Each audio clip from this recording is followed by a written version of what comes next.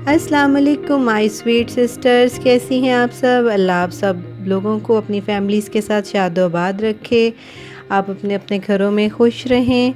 और इस हदीस पाक से आज के व्लॉग का आगाज़ करती हूँ, जिसका तर्जुमा है, जिसने किसी मोमिन की दुनियावी मुसीबतों में से कोई मुसीबत दूर की, अल्लाह ताला क़यामत के दिन की तकालीफ़ में से इसकी कोई तकलीफ़ और मुसीबत ज़रूर दूर करेगा। और अल्लाह इस वक्त तक इस बंदे की मदद करेगा जब तक कि वो अपने भाई की मदद करता रहेगा। तो शुरू करते हैं आज का व्लॉग। और सुबह का टाइम है और एक कमरा मैंने ठीक कर लिया था अपना। और जनाब यहाँ से फिर अभी कोई बच्चा बैठ के गया, उसने चादर ख़राब कर दी, फिर से ठीक कर रही हूँ। और ये खिड़की से बाहर का सीन है, धूप निकली हुई, अच्छा था आज का दिन, क्योंकि अब जैसे सर्दियाँ स्टार्ट हो रही हैं तो धूप वाले दिन भी अच्छे ही लगते हैं माशाल्लाह से। तो अल्लाह ताला हमारे घरों पे अपनी रहमत रखे, हमारे मुल्क पे अपनी रहमत रखे। और इस वक्त घर नीट कर लिया था, नाश्ता वाश्ता भी हो गया था, और बस अब मैं अपनी एडिटिंग करने लगी थी व्लॉग की, क्योंकि डेली एक व्लॉग आना होता है तो इसको भी काफ़ी मुझे टाइम देना होता है। तो अब मैं बैठी थी तो बाकी लोग तो नाश्ता कर चुके थे और बस एक दो लोग रह गए थे, और मुझे भी अभी करना था नाश्ता। तो फिर मैं अपना एंड पे नाश्ता लेके आके बैठ जाती हूँ, और साथ साथ एडिटिंग, और साथ अपना नाश्ता कर लेती हूँ, और साथ कुछ अपनी पसंद का पीछे नात या कुछ लगा के तो बैकग्राउंड में, तो फिर मैं साथ अपनी एडिटिंग कर लेती हूँ।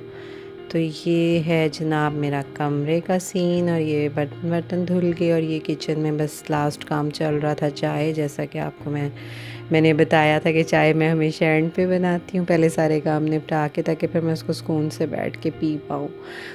तो ये मेरा वही स्टैंड है जो मैंने आपको कल बताया था कि मैंने नया लिया है। और बस अब चाय के बाद एडिटिंग करूँगी, और फिर मुझे वॉइस ओवर भी करने होते हैं। और अब सारे कामों से फ़ारिग होके मैं फिर से किचन में आ गई थी, और अब मैंने कुकिंग स्टार्ट कर दी है। तो सबसे पहले मैंने प्याज फ्राई किए, और इसके बाद मैंने ये मसाला ग्राइंड किया, मसाला चट्टू में ग्राइंड किया, और इसको मैंने फ्राई किया। और बस इसके बाद आज मेरा असल में कड़ी का प्लान था, और इसमें ये जो है ना चट्टू में मैंने प्याज अदरक, प्याज तो नहीं, प्याज फ्राई हो गया था, अदरक लहसुन हरी मिर्चें काली मिर्च ज़ीरा, और इसमें वो जो दरदरी मिर्च होती है जिसको हम इंग्लिश में चिली फ्लेक्स बोलते हैं, वो भी, और वो सब कुछ मैंने उसमें कूट के अब इसमें डाल दिया है। और अब ये ब्लेंडर में मैं बना रही हूँ बेसन 5 चम्मच, और तकरीबन हाफ़ के जी दही है, थोड़ा सा पानी ऐड करके। तो अब हमने अपनी अम्मियों से ही सीखा है, इसी तरह हमारी फैमिलीज़ में बनती है कड़ी। और इसके बाद इसको जैसे ही मतलब हम इसमें डालते हैं, और जब इसमें उबाल आने लग जाते हैं, फिर हम इसको छोड़ के तो आंच धीमी कर देते हैं, और फिर हम अपने पकौड़ों की तैयारी में लग जाते हैं। मतलब हमारे घर में इसी तरह से कड़ी बनती है हमेशा से। और अब इसको उस वक्त तक छोड़ना नहीं होता जब तक कि इसमें बबल्स नहीं आने लग जाते। जब इसमें बबल्स आने लग जाते हैं, फिर थोड़ा सा और पानी ऐड करके धीमी आंच पे फिर इसको रख देते हैं। और हमारे घर में एक मशहूर रवायत है, हमारी अम्मियाँ और उनकी अम्मियाँ वो कहते होते थे कि कड़ी कड़े ते हमसाई सड़े। मतलब जब कड़ी कड़ती है और उसकी जब खुशबू मोहल्ले में फैलती है तो हमसाई सड़ती। आई डोंट नो वो किस ज़माने की हमसाइयाँ थी जो सड़ती थी। आजकल तो किसी को किसी नेबर की बड़े शहरों में तो ख़बर ही नहीं होती, अक्सर मुलाकात ही नहीं होती काफ़ी अर्सा। हमसायों को क्या पता इधर क्या कर रहा है और क्या सड़ रहा है। मतलब सब मगन है अपनी ज़िंदगियों में, इतनी बिज़ी लाइफ है आजकल की। तो फिर भी हमारे घर जब कड़ी बनती है तो अम्मी ये डायलॉग ज़रूर बोलती हैं कि कड़ी कड़े थे हमसाई सड़े। आई डोंट नो उनकी हमसाइयाँ सड़ती होंगी, हमारी नहीं सड़ती होंगी। तो बस ऐसे ही जस्ट फॉर फन मैं एक बात आपसे कह रही थी। तो अब ये मैं ना प्याज वगैरह ना, प्याज लहसुन अदरक हरी मिर्चियाँ फिर से कूट रही हूँ, ये मैं अब डालूँगी पकौड़ों में। क्योंकि आजकल मुझे कुछ दिनों से ना बिला वजह मसला हुआ है कि मैं हर चीज़ कूट रही हूँ। पहले मैंने कभी चट्टू ये चीज़ें इस्तेमाल ही नहीं की, तो बल्कि अम्मी मुझे कहती रहती थी कि ये लहसुन तुम काट के डाल देती हो, कूट के डाला करो कढ़ी में। मैंने कहना क्या फ़र्क पड़ता है, इससे एक ही बात है।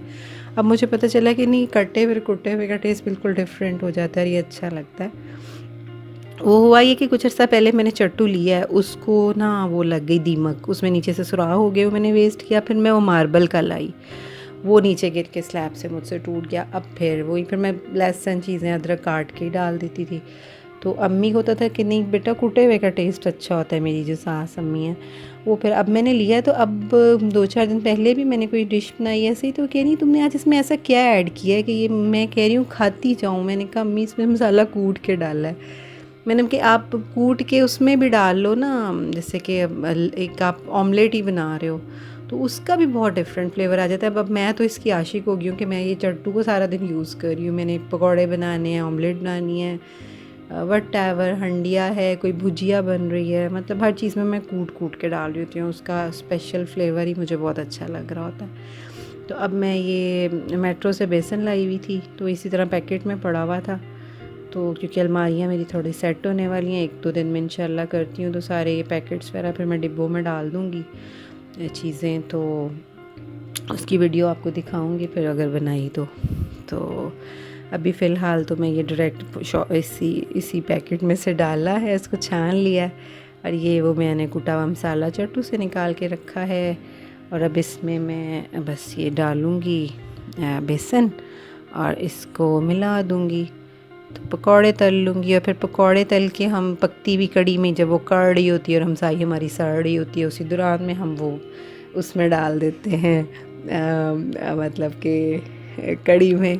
तो बाय द वे हमारी हमसाइयाँ सड़ती नहीं है, ऐसे ही जस्ट फॉर फन कह रही हूँ। बल्कि मैं तो नेबर्स में भिजवा भी देती हूँ, कड़ी बनी हो ना तो 1-2 घर में जो करीबी जिनसे ज़्यादा आना जाना है, तो मैं फिर बाउल्स में साथ पकौड़े ट्रे में रख के अक्सर भेज भी देती हूँ, वो भी भेज देती हैं। हम लोग शेयर करते हैं अपनी अपनी, क्योंकि ये पंजाब में बहुत शौक़ से कड़ी खाई जाती है। तो किसी भी नेबर से बात टेरेस पे खड़े होकर भी हो रही हो, क्या बन रहा है कड़ी, अच्छा मुझे ज़रूर भेजना। तो इस तरह से होता है कि वो ये नहीं है कि आपने को कौरमे और बिरयानियाँ बनाई हैं, उसमें लोग इतने इंटरेस्टेड नहीं होते जितने कड़ी में होते हैं कि कड़ी बनी है तो मुझे ज़रूर भेजना। तो फिर मैं 1-2 घरों में भिजवा भी देती हूँ, या उनके घरों में बने तो वो भी नेबर्स भिजवा देती हैं। तो बस अब ये ज़रा सा मुझसे पतला रह गया था, फिर मैंने इसमें थोड़ा सा और बेसन ऐड किया। उसके बाद पकौड़े तले और कड़ी में डाले। और फिर हमारे घर ये होता है कि जब पकौड़े बन रहे होते हैं तो एक पूरी शिफ्ट तो सब खाली पकौड़े ही पहले खा जाते हैं, फिर कड़ी खाने की बारी आती है। फिर कड़ी में भी सबको कड़ी के अंदर और अलग से फिर से चाहिए कि रोटी के साथ हमने वो सूखा पकौड़ा भी चाहिए, कड़ी वाला भी। और ये मैं इसको मिक्स करते करते अपना स्लैब और चूल्हे गंदे कर रही हूँ।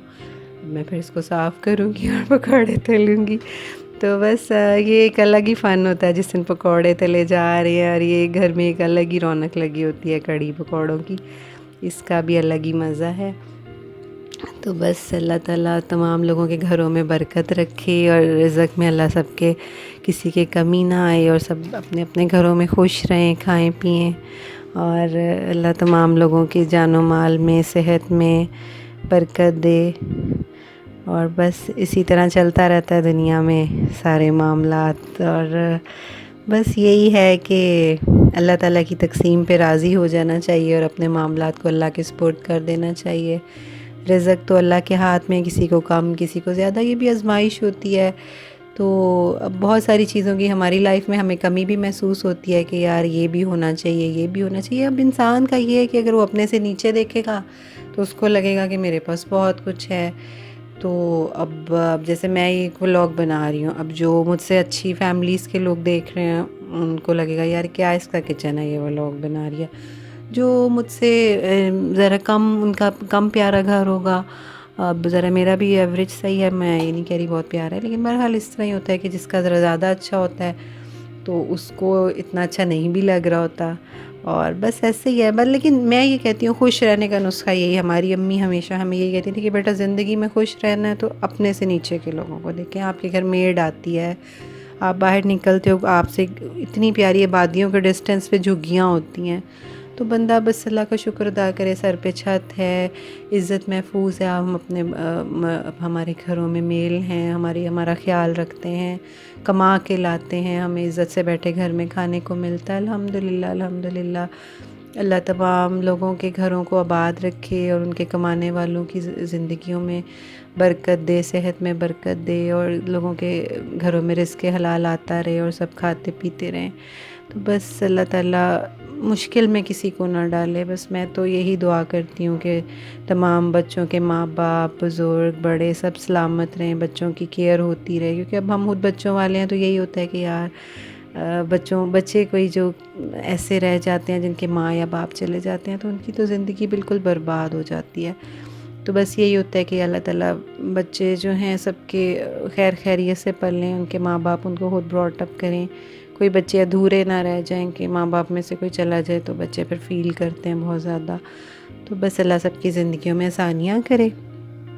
और व्लॉग का एंड करने लगी हूँ और आपने मेरे चैनल को सब्सक्राइब भी करना है, वीडियो को लाइक भी करना है और शेयर भी करें और बेल आइकन को भी प्रेस करें और अपना फ़ीडबैक भी दें कमेंट्स में और बताएं कि आपको क्या अच्छा या क्या बुरा लगता है। उस हिसाब से हम इसको थोड़ा सा चेंज भी कर सकते हैं और आप क्या देखना चाह रहे होते हैं, क्या मैं आपको दिखाऊं, और अपनी राय का ज़रूर इज़हार किया कीजिए, दुआओं में ज़रूर याद रखा कीजिए और मैं भी आपको अपनी दुआओं में बहुत याद रखती हूँ, क्योंकि तमाम मुसलमान, हमारे प्यारे नबी ने फरमाया, इस तरह है जैसे एक हाथ है कि उसकी एक उंगली में चोट लगे तो दूसरी उंगली उस तकलीफ़ को महसूस करती है। तो हम सबको एक दूसरे के दुख दर्द का ऐसे ही एहसास होता है।